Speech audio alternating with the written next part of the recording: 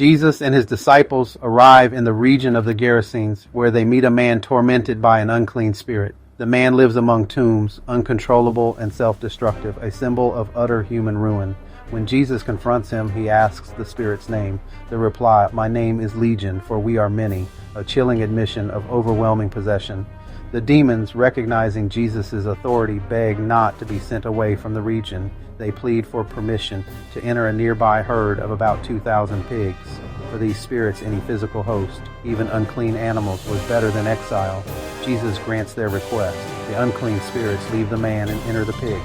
Instantly, the entire herd rushes down a steep bank and drowns in the sea.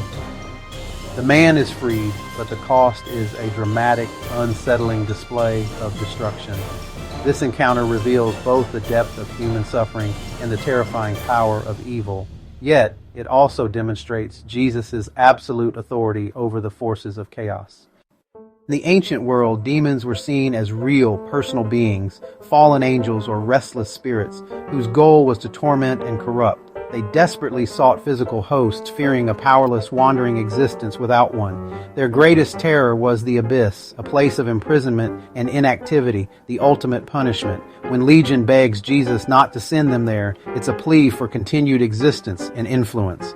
Entering pigs was a desperate compromise. Any form was better than the void. This moment exposes the demons' fear of banishment and their relentless drive to remain active in the world. Their request is a calculated move to avoid utter destruction. Pigs, declared unclean in Jewish law, symbolized impurity and separation from God's people.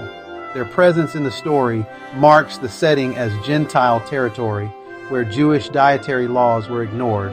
For the demons, unclean spirits, pigs were a fitting host, mirroring their own defilement. The transfer from man to pigs was a movement from one impure vessel to another. This detail would have resonated deeply with early audiences, reinforcing the link between evil and impurity. Jesus' act demonstrates his authority over both spiritual and cultural symbols of uncleanness. Evil seeks out what is already defiled, and in doing so, reveals its true nature. The story's climax is swift and violent. The possessed pigs stampede into the sea and drown. The demons, in escaping the abyss, bring only destruction to their new hosts.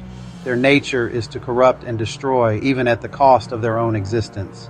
The economic loss to the swineherds is immense, a final act of spite from the defeated spirits. Evil, even when it gets what it wants, leads only to ruin. The story is a stark warning. The forces of chaos, left unchecked, destroy everything they touch. Yet Jesus' authority brings restoration and hope, even in the face of overwhelming evil. The lesson is clear. True power lies not in destruction, but in deliverance, the deliverance that only Jesus can provide.